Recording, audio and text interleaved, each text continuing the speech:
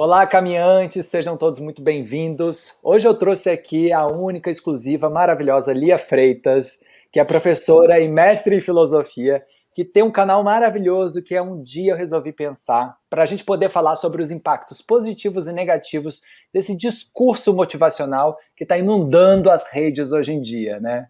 Lia, muito obrigado por estar aqui com a gente. Quem é você na fila do pão? Então, gente, muito obrigada, André, né, de ter me recebido aqui, ter me convidado, né? Estou bem feliz. Sou professora de filosofia, tenho mestrado em filosofia pela Universidade Estadual do Ceará, atualmente estou fazendo doutorado em educação pela Universidade Federal do Ceará. E aí eu trago nas redes, tanto no Instagram, né, quanto no meu canal no YouTube, eu trago um pouquinho aí da reflexão filosófica, como eu costumo dizer, essa degustação, né? Sempre é uma degustação da reflexão filosófica, e aí quem quiser dar um mergulho maior na filosofia, né, já tem ali uma introdução, né? E o Instagram virou essa terra que é cheia de discurso de basta você querer, ter força de vontade e disciplina, né, que você vai alcançar todos os seus sonhos. E eu vejo muito, né, esses discursos assim, sempre fazendo a gente acreditar, né, que o caminho até o destino, né, e aí o destino não como uma coisa imutável, mas como uma coisa que você quer chegar ao seu objetivo, né? Seja ele qual for, é uma linha reta e ascendente, né? E a gente sabe que na vida não tem nada nem de reto, nem de ascendente para sempre, né? Você acha que tem um perigo muito grande da gente acreditar nesse discurso e a gente se vê sempre como um fracassado porque a gente deu uns passos atrás, uns passos para o lado também? Total, assim.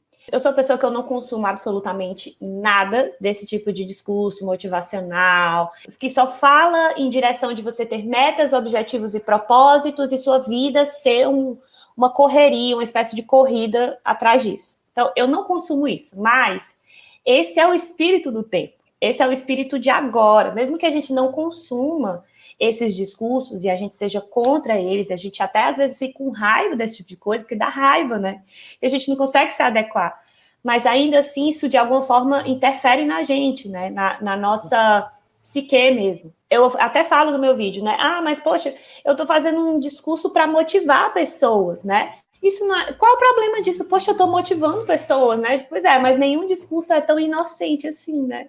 Nenhum discurso é ao vento, é por acaso, né? Para que serve essa motivação? A que ela serve, esse discurso, né, dentro dessa estrutura? Eu percebo que existe muito essa compreensão de propósito. Um propósito, um objetivo maior, né? É muito trabalhado isso nesses discursos motivacionais, de que você tem que encontrar o seu propósito. Se você está perdido é porque você não tem um propósito, né? Mas esses dias estavam até me perguntando lá no Instagram qual era o sentido da vida. Eu digo, gente, mas vocês não me perdoam, né? Assim, porque eu não sou capaz de dizer isso, nem a história da Em cinco filosofia foi capaz. palavras. Tem muito isso que eu vejo, assim, hoje em dia, o discurso neoliberal, ele se preocupa muito com resultado, né? Então é assim, você tem que ter algo para mostrar, você tem que chegar a uma conclusão, esse tempo não pode ser perdido. E a filosofia, pelo que eu vejo nos seus vídeos, né, tem muito essa coisa de tipo assim, cara, o percurso é mais importante do que chegar à conclusão, né? Isso eu vejo que gera uma angústia para as pessoas, porque elas querem resultado, né, em 21 dias, querem ter ali eu vou investir essas horas e eu quero saber o que eu vou ganhar. A filosofia, ela vai um pouco contra essa corrente? Vai total, porque é isso, né? Então, se eu não... É tipo isso, assim, poxa, qual é o propósito da vida? Qual é o sentido da vida? Gente, isso é uma coisa muito profunda. É um processo, às vezes, de uma vida inteira. E se é que existe um propósito, um sentido, né? Nesse processo que é viver.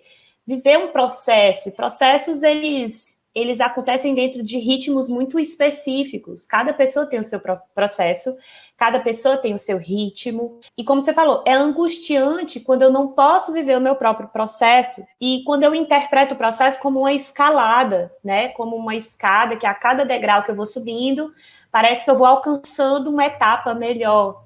Mas a vida não é linear assim, né? A vida não é essa linha ascendente, como você falou, né? E a filosofia, ela prova cada vez mais isso, porque a reflexão filosófica, ela depende de processos, né? Não tem como ser essa coisa, eu vou ler aqui tantas páginas, pronto, vou pegar tudo que esse autor falou e vou usar aqui para a minha vida. Não tem como fazer isso.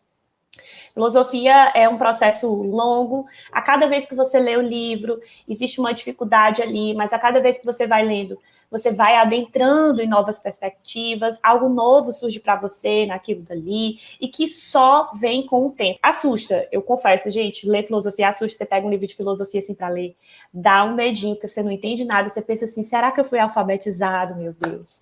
E aí eu digo, vou fazer um guia aqui, né, para explicar que faz parte, inclusive, esse processo de você não entender, de você passar bastante tempo sem entender, sem ter o resultado ali na tua mão, assim, ó, tá aqui, é isso aqui que significa. De você literalmente quebrar a cabeça literalmente, assim, até você ir adentrando bem aos poucos, bem processualmente ali dentro do que o autor quer dizer, e às vezes isso leva uma vida. Putz, tem um autor aqui que eu estudo desde a graduação, e tem texto dele que ainda para mim tipo, eu não sei bem algumas coisas e alguns aspectos, sabe? Então, não dá para resolver em 5 passos né? Tipo assim, é uma coisa que é bem processual mesmo. Primeira coisa, gente, se você quer ser feliz e alcançar todos os seus objetivos, você já se inscreva nesse canal, ative o sininho, a louca. Aqui a gente vai te ajudar a refletir sobre a sua vida e mudar mais longe dessa lógica capitalista, né, de chegar lá, seja isso que for. Acho lindo isso que você falou, porque eu escuto de muita gente com dificuldade de saber o que quer na vida. E, cara, é uma pergunta super difícil. Então, assim, não é porque você vai contratar alguém que essa pessoa vai fazer um gráfico e você vai colocar que você de fato vai saber o que você quer, né? E eu acho que sustentar as perguntas tem sido muito difícil hoje em dia. Porque as pessoas sentem essa angústia de tipo, mas eu quero a resposta logo. Eu tenho uma frase de autoconhecimento que eu adoro, que é: autoconhecimento é sempre uma má notícia. Eu não sei se Sócrates concordaria comigo, né, do conhece-te a ti mesmo, mas sempre que eu vou entendendo algo sobre mim, eu vejo algo que eu não acho bonito, eu vejo algo que eu posso mudar, mas a partir disso, né, dessa má notícia, eu consigo mudar minha vida, porque eu falo, nossa, isso não é legal o que eu tô fazendo. E eu vejo hoje em dia muito essa filosofia limpinha, que nem você colocou no vídeo, que eu amei esse termo, que é essa coisa assim, não, vem pra cá, a gente promete que você não vai se assustar com você mesmo, não, vai ser ótimo, o caminho vai ser bom. Você acredita que existe um caminho para o conhecimento sem passar por esses momentos mais difíceis? Não, eu vejo muito pela perspectiva do Nietzsche, assim. É uma alegria trágica, o conhecimento. De que a gente não pode achar também que conhecer é só um mar de sofrimento. Não é, né? Assim, tem que ter uma alegria, tem que ter uma motivação no conhecimento, mas essa motivação bacana, assim, de curtir o processo, sabe? De ter momentos de dor, mas tem momento que você olha e diz assim, putz, que legal, olha pelo que eu já passei, olha o que eu já fiz, ou olha o que, às vezes eu nem fiz, mas o que eu consegui enxergar e tomar consciência, porque também tem isso, né? Às vezes não é só um processo de fazer ou de realizar, é de você tomar pelo menos primeiro consciência sobre certos aspectos em você, né? E aí depois você entender se você vai mudar, né? Ou se não, se aquilo é você, são os seus processos, é o seu modo. Também tem isso, às vezes, é uma coisa interessante que tu falou, né? Nem sempre tem a ver com mudar, às vezes tem a ver com se aceitar.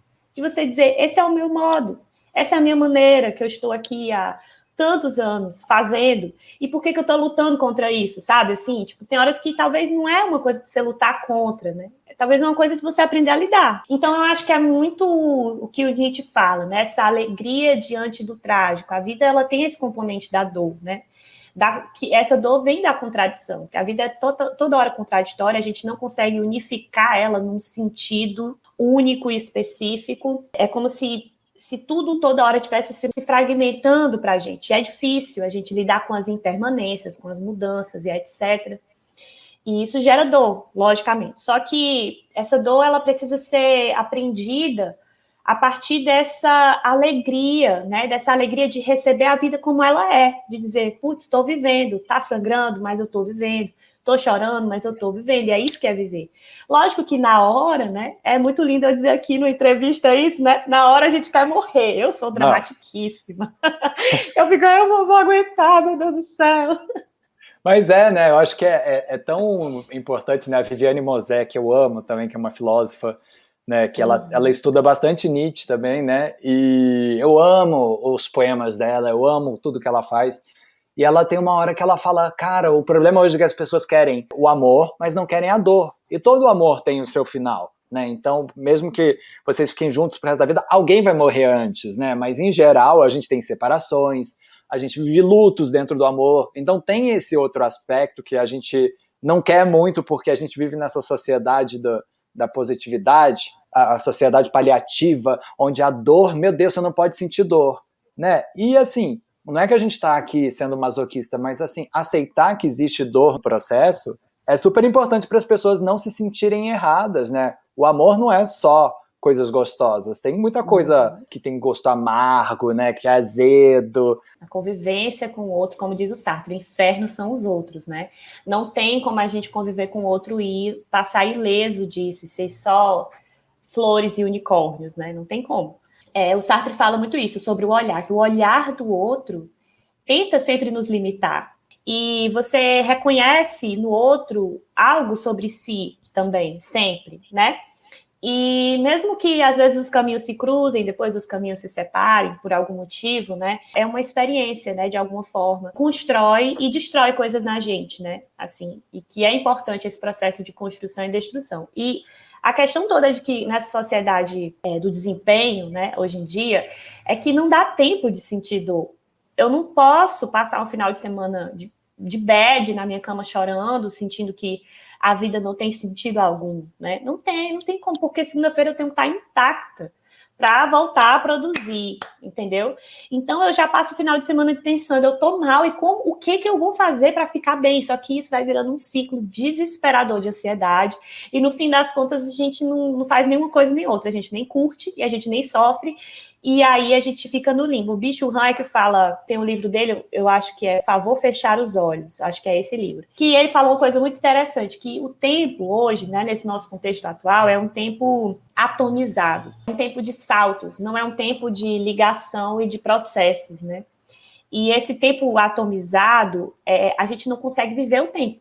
Ele diz, a gente não consegue viver o tempo, porque a gente fica saltando e pulando de uma coisa para outra, e a gente não constrói memória, a gente não constrói experiência, porque as coisas não se conectam.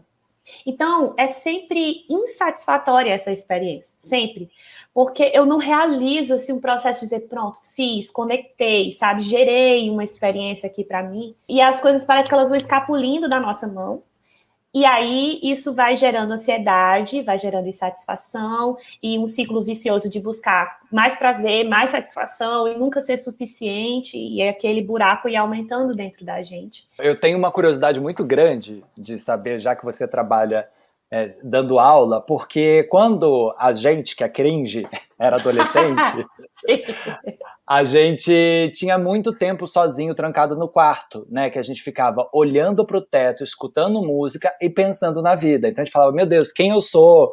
Quem é Deus? O que é a vida? O que eu quero ser? O que é a morte? Não sei, a gente ficava pensando, gente, mil coisas, escutando aquelas músicas depressivas, Alanis Morissette, nananã, Kurt Cobain. E aí, eu fico pensando hoje em dia, né, que os adolescentes que viveram essa outra adolescência em que não há ócio, que você está sempre recebendo estímulos o tempo todo, então você não tem esse tempo de olhar para o teto e ficar pensando, você sempre está meio que atrás de uma tela, assim, e recebendo estímulos. Isso afeta a nossa capacidade de contemplar e de realmente produzir pensamentos autênticos e de filosofar? É interessante por duas coisas, assim, né? Eu acho que hoje a gente tem um cenário muito triste, que, por exemplo, na nossa época de adolescência, acho que era algo muito raro de ver, e hoje, infelizmente, é relativamente comum. Crianças, assim, com 11, 12 anos já, com quadro depressivo, com quadro de ansiedade. Eu conheci já muitas pessoas, muitos alunos, né, bem jovenzinhos dessa idade, que já tentaram suicídio. Então, não é... Hoje, a gente nota como isso está vindo desde muito cedo, porque esse peso está sobre eles desde muito cedo, né? E um peso também de uma certa desesperança, assim, a gente vive um momento histórico de muita desesperança, né, de um sentimento de, parece que tudo está indo para o fim, e não tem muito o que a gente fazer, né? Eu acho que as pessoas se sentem assim. E aí, essa vida acelerada, cada vez menos os pais têm condição de dar esse suporte, vamos dizer assim. Então, tudo isso vai se misturando e, infelizmente, a gente realmente... Eu já presenciei muitos casos como esse, assim, de alunos, né? Então, o que eu digo assim, no meu tempo, eu não lembro, assim, de ter isso com tanta frequência. Óbvio que existia, né? Mas não era tão endêmico, né? Exatamente. Então, a gente já sente que é um sintoma do tempo mesmo, né? Não é uma coisa por acaso, não é uma coisa em específico, né? Outra coisa também é que, com relação ao próprio processo de aprendizagem, a presença na escola, a minha pesquisa no doutorado tem sido sobre dispersão, né? E como essa dispersão, vamos dizer, vivida nos cyberespaços e nas cyberculturas, ela afeta o processo dentro da escola, né, o processo pedagógico e de aprendizagem dentro da escola. E eu tenho tentado pensar que é o seguinte, a escola ela está dentro de um modelo tradicional, né, muito... Ela se utiliza hoje de ferramentas tecnológicas, mas ainda a serviço de um modelo tradicional, conteudista, né? A essência do aspecto das tecnologias digitais não é vivido, e aí acaba que a escola não consegue estabelecer nem uma coisa nem outra. Ela não consegue estabelecer o básico ali do ensino tradicional, que seria essa cultura letrada, essa educação centrada no texto, centrada na concentração do conteúdo, nessa absorção do conteúdo, e ela também não consegue migrar para esse novo modo, né? Menos textual, mais imagético, mais veloz. Interativo, né? Interativo, exatamente. Então aí existe uma espécie de contrassenso aí. E esse contrassenso se manifesta num desinteresse, né, dos estudantes. E tanto é que, às vezes, na escola pública, a gente vê muita evasão escolar, né? Lógico que tem outros contextos aí por conta dessa evasão, mas esse desinteresse também por parte das crianças no ambiente escolar, né, por conta dessa nova condição. Eu tento pensar, né, na minha pesquisa, como a gente pode imaginar uma dispersão que não caia nessa experiência meio narcótica das redes sociais, sabe? Que a gente vai sendo levado pelo hábito e a gente já não sabe mais nem o que a gente está curtindo, nem o que a gente está vendo. Toda vez que eu abro o Instagram, parece que eu entrei no buraco da Alice no País das Maravilhas. Passa 15 minutos, eu falo, como é que eu cheguei aqui? Eu tô vendo stories da babá da Michelle Obama, das filhas do Obama, sabe? Você fala... E é um mecanismo bem feito, né? Eles fizeram para isso, né? Exato. E aí, assim, eu tento pensar essa dispersão, um lado positivo dessa dispersão, que é uma dispersão que acontece na hora da brincadeira. A brincadeira, ela é dispersa. A brincadeira, ela não é concentrada e centrada, né? O jogo, ele exige essa coisa da gente conseguir pegar elementos e jogar com eles e brincar com eles, né? E criar a partir dali algo novo, justamente para a gente sair dessa incongruência, né, entre o ensino tradicional e esse contexto, né, da cybercultura, que hoje os meus alunos, né, essas crianças já são nativos digitais, eles já são formados a partir dessa nova percepção, né, diferente da gente. A gente nasceu na época analógica ainda, não tinha... eu acho que a gente foi ter contato na adolescência mesmo, assim, de uma forma mais íntima e corriqueira, né, com internet e tudo mais. Então, eles não. Eles já nascem com um tabletzinho ali na mão e o negócio é acelerado pra caraca e chega lá no colégio todo um ritmo diferente, aí não tem como, tem que pensar sobre isso, né? Esse canal é muito sobre isso, que assim, tá todo mundo com essa falta de esperança no futuro, mas a gente tem que entender que, né, a gente pode moldar a tecnologia, a gente pode moldar novas formas de ensino e não fazer com que a tecnologia nos molde. Né, eu acho que a gente está vendo aí os resultados e não tem sido muito bons. Então, eu acho que, inclusive, vale a pena você voltar aqui no canal para a gente fazer um segundo vídeo sobre essa sua pesquisa de dispersão, porque, claro que isso afeta os adolescentes, mas eu vejo isso na minha vida o dia inteiro e eu quero entender isso melhor, Lia. E eu também, fazendo doutorado, pesquisando sobre dispersão, às vezes a outra olha assim o Instagram, tá tudo certo. Olha, eu te agradeço muito. Quem quiser que a Lia volte, comenta aqui no vídeo, manda para os amigos que são dispersos, manda para o povo que acredita na receita do bolo para ser feliz, que não tem muita receita não, né, Lia? É verdade. Então, muito obrigada, André, adorei o bate-papo. Quero sim voltar, viu? Olha, se eu não voltar, vocês coloquem aqui nos comentários, vocês coloquem aqui chama ali, para poder a gente comentar e conversar mais um pouco sobre isso. Adorei o bate-papo. E é isso, muito obrigada.